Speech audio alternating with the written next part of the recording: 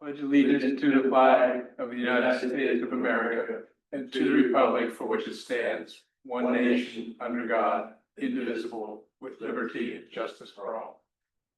Thank you. Can we have the roll call, please? Present. Present. Present. Present.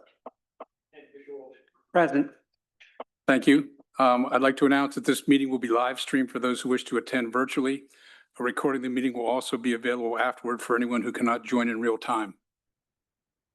I don't see anyone in the audience for public comment, so we will skip that and we'll move right on to the consent agenda. It consists of approval of the minutes of August 20th, 2025, consideration and approval of bills in the amount of $21,831.10, and consideration and approval of 3 staff reports: the township manager's report, the solicitor's report, and the engineer's report. Do we have a motion?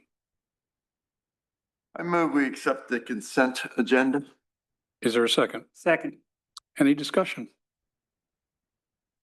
Hearing none, I'll call for a vote. Unless I hear a negative vote, I'll instruct the secretary to record the roll call as unanimous.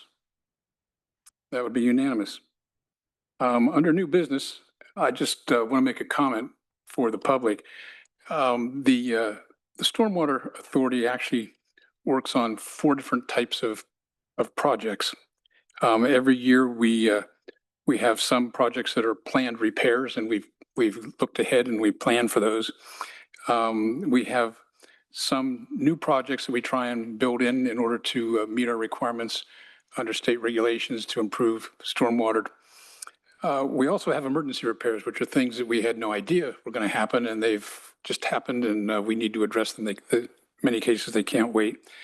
And then the 4th type is roadway required repairs. So when we are repaving sections of roadway, if we become aware that there's stormwater underneath the roadway that is in poor shape, we strive to replace that at that time rather than put down new asphalt and in a year or two have to rip it up and put down new stormwater.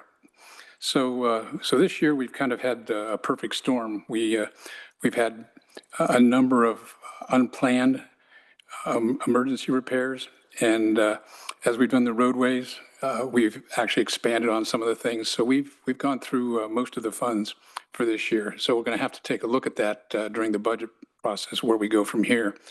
I would note that when, as a commissioner, the commissioners turned over all the stormwater infrastructure to the Stormwater Authority, it was turned over regardless of the condition it was in. So some was in good condition and some was in bad condition, but there was no funding turned over for those pieces that might be in poor condition. So this is something that I've been holding my breath that hopefully wouldn't happen, but I think it has happened this year. So we'll have to address that during the budgeting process. Any comments? Yeah, Jim, I mean, it's on the regular BOC agenda tonight, what to do a transfer from the general Correct. fund to stormwater, I guess, the authority or the reserve, but The authority. 250,000, I think. It'll go into the operating fund, Okay. and then from the operating fund, it'll be transferred to the reserve fund. And we have another quarter of funds coming yet, but they come in quarterly like sewer bills. So this is for cash flow purposes. And we're at $16 a quarter. At least that's what I'm billed, I believe. Yeah, it's $66 a year. Yeah, and I know Lower Allen is at 19 a quarter, just because I have Yeah. a property there. I don't know what. It depends on the how other many municipal- EDU, it depends on how much impervious coverage you have. So it's, I mean, they're just normal residential neighborhood Yeah. lots. I mean, I wouldn't think it'd vary that much. it does. Oh, really? Yeah, Just we might have to go check yours. I would think there might be 2 EDUs on your lot. Oh, and Upper Allen, yeah, maybe 4. Why stop at 2? Yeah. So that's just, as Commissioner Fairchild pointed out, we will be talking about that further in the Board of Commissioners meeting. And that's the reason why. So that will come up in that meeting. Under old business, how about an update on the Cedar Run Basin project? Jason? Well, there's not a lot to update since our last meeting, unfortunately, because it's been rather slow going with the construction work within this development. I am happy to say that the contractor is actively working on the stormwater improvements that we had contracted with Pensy Construction, with a subcontractor being Shiloh Excavating. They're working on the lower branch towards South Market Street and extending up towards Hemlock. As of today, I think they have about 40 to 60 feet of that pipe in. They are bringing in multiple crews to assist. At some point here, there's going to be 5 crews in total within that development doing various repairs. I think 3 of those are going to be designated to stormwater to try to get caught back up on that schedule. And there's really 2 reasons why we're a little behind. One was it took time to get some easements, so we got a little later start than we expected. And the second reason is that they've encountered more rock than they expected. Yeah, that's correct. The sequence of events called for a lot of the sanitary sewer work to be completed in advance of stormwater. In several cases, they're using common alignments. That work was slowed because of the trench depth and encountering rock. And then again, here with the recent stormwater improvements, the contractor immediately encountered rock with the first sections of pipe and structures that were to be installed. Okay, thank you. Any questions on Cedar Run? Okay, how about an update on Canterbury? Yeah, so I just wanted to give an update from the previous meeting that we had. So basically, since that meeting, we have identified a new contractor to do the mowing for Canterbury Basin specifically. We already met on site with the individual. They plan on doing mowing sometime this week, if not probably next week. We're going to be keeping track of that, making sure that he begins that work. And then following that, they're actually going to be mowing it pretty regularly. We have a new maintenance guideline that we put together for all the basins in the township. Canterbury Basin is on that list. So there were some adjustments that we made. One of the big things is that we're going to mow it once per year through the entire basin, including the basin bottom. I know there were some complaints about just the entire basin being overgrown. So that is going to occur once per year with the new contractor. And then obviously there will be more mowing more frequently on that basin, on the slopes, the sides of the basin, berm, as well as on the top of the basin, and some other ancillary areas there. So that will hopefully take care of a lot of the complaints that we received from property owners in that area. Additionally, some of the other complaints they had was with standing water at a certain portion of the upper basin that already existed prior to the work that we completed.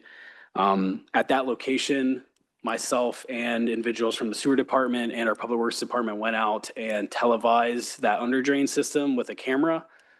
We went through probably 100 feet of that underdrain system, and we did not encounter any kind of clog or sediment or siltation that was clogging that underdrain. So it is clear there is water flowing through it. We think more of the issue would be water actually getting into the pipe. So in order to assist with that, we do plan on doing some work in-house with our public works department, probably coming in December, so that the ground is harder and we don't dig up people's yards as we're trying to get access to that area. So we plan on getting in there and basically excavating a portion of the soil above that underdrain and replacing it with riprap or rock to allow water to flow easier down into that underdrain system.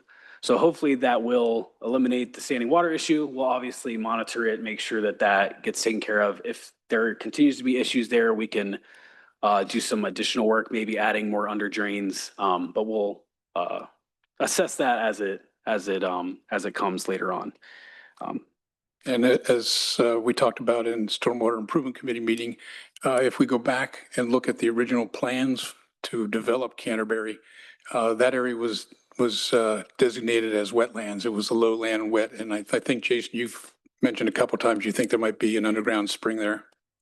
Yeah, I believe so, because even in dry conditions, when we were inspecting that original basin, we encountered that area being wet.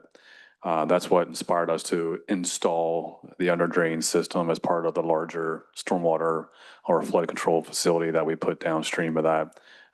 As Garrett said, I think it's simply maybe branching that system out to expand its coverage on the basin floor will help improve the efficiency of collecting that water. Okay, thank you. Any I'm question? not quite clear on what the under drains are So, versus like the main, like collection box. yeah, and you want to explain it, Jason? It's very similar to like a foundation drain. You have a perforated pipe that goes around your foundation and embedded in stone that collects that water and carries it away. It's the same concept here where there's a bed of stone with a perforated pipe. In this case, there are some amended soils on top of that. The water infiltrates through that stone, gets collected in the pipe and is carried downstream. So there's pipe there that you can't see. It's under the surface. But that's not what was televised, would it? That is Yes. what was televised, Okay. yes. And I was just thinking there'd be several of them and maybe like 4-inch diameter.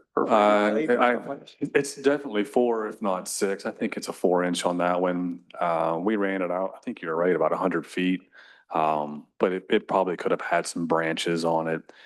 We felt that it was in the low point of that basin, and at the time, the contractor had the site pretty tore up.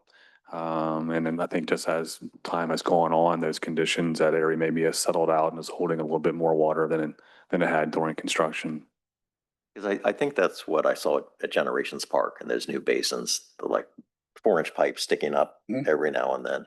So it gets so high and then. Could be, floats although I on. think the Generations Then- Park, they may be the water that rain Rain. comes up in the rain garden, and Yeah, it's kind of a there's drain. like several clean out portions on that under drain. So that Okay. might be what you're seeing. I'm not sure. But for Canterbury, it's like I think it's like 180 feet of under drain. And then there's like several clean outs that are basically flush with the And You'll ground. just see the clean out, not something coming up higher. Yeah. The it may- clean it outs may, are I'm not flush, so sure, they're yeah. a little harder to see. Okay. So we did take, I mean, it's a small hand drawn camera. We couldn't get a normal camera through there because the pipe is only 4 inches, like you said. So we hand drew it as far as we could get it. And all we saw was some frogs, but not much else. So, yeah. Okay, Thank you. Mr. Chairman, you had requested that we look at stormwater basins individually because of the different maintenance requirements. And I just want to give a shout out to Garrett, who came back with a schedule of those 13 or whatever it was. And Yes. so I think that's good for us to know as a board, but more importantly for the residents to help manage expectations. correct. And as we discussed, some of those basins are not meant to be mowed down like a lawn. They're meant to have standing taller vegetation in it that's water hungry vegetation that helps with the absorption of the water. So the fact that the upper basin looks like a lawn is really kind of the oddity rather than the normal. Yeah, that's correct. Yeah. And I Okay. think a lot of homeowners mow it, even though it's township property. So it's just, they've mowed it for years now. It's just kind of how it's been set up. So we try to keep the new construction that we made on the southern side. We try to keep the vegetation in there so that it is sucking up the water and help removing those pollutants. Okay, And we identified all the basins the authority has. yes, we believe we have. Okay. And Uh, other basins we may see may belong to like a homeowners association. Or even an individual. There's a home down Yeah. near Grantham that has a stormwater basin that's their own. So, but there's 13 that we believe we're responsible for. Yes, that's just the basins that the township owns specifically, but we do keep record of every stormwater basin that was submitted in a approved plan that we know of. Even some personal BMPs, like you mentioned, that are on private property, we do keep track of if it was submitted as part of a permit for doing some kind of work on their property. So we do have record of that in our Do you have system. any idea how many of them there are in the township? Off the top of my head, I couldn't give you an exact number, but there's a Dozens lot. or something, I assume. Yeah, I mean, pretty much every large development has 2, 3, 4 basins, and other, auxiliary stormwater management, features. So, yeah, there's a lot of stormwater management in the township.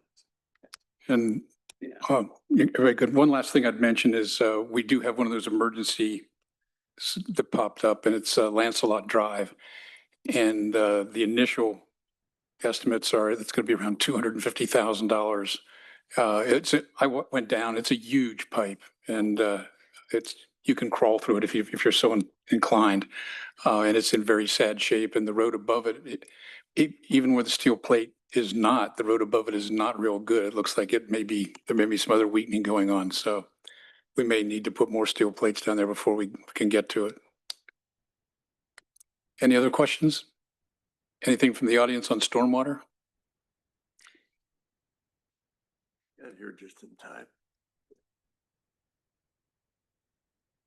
Paul Brenneman, 2020 Stumpstown Road. Excuse me, I got here late. I don't know if you touched on it. I realized late that you were going to talk about Canterbury Mhm. a little bit. I saw at the last meeting on the video, there was an issue kind of blaming, I think, the township for some of that stormwater issue. Well, that's my backyard, kind of. My dad worked for the farmer that was being talked about for 30 years. I worked for him probably for 20 years.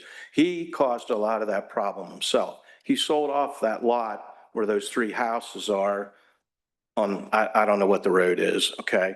And many times I heard him say he wished he'd have never done that because that changed the flow of the water. That wasn't the township's fault. I used to hunt back there back when Paulus owned it. That was before Canterbury, and I think Meadowview even existed. And if we'd get wet feet all the time. There was springs there sometimes, and then there isn't. It's just like where I live up by West Shore Church. I was within a rainstorm of pumping water out of my basement this spring. That's how close the springs were, and now they're bone dry. We have a sinkhole on our property, and I can monitor the groundwater by the height of that, and it's really not down that far. I mean, it's bone dry up top, but it's not down. But back to the Canterbury, it wasn't you guys' fault what's happened there. I don't know. We if did that- discuss that the original plans for Canterbury showed wetlands and in that area. And Jason shared with us that he's pretty certain there's some springs there that are feeding Right. into some of that. Sorry I got here late. That's but I okay. just Thank wanted, you. I thought, I almost reached out to somebody the last time after I saw the minute or the video, but I didn't. But, you know, I'm not necessarily one to defend a township, but in this case, I don't think you guys are at fault for that because Thank you. Thank know. you for doing that. Yeah, we appreciate it. Anything else from the audience? Hearing nothing, a motion to adjourn is in order. Second? Meeting adjourned.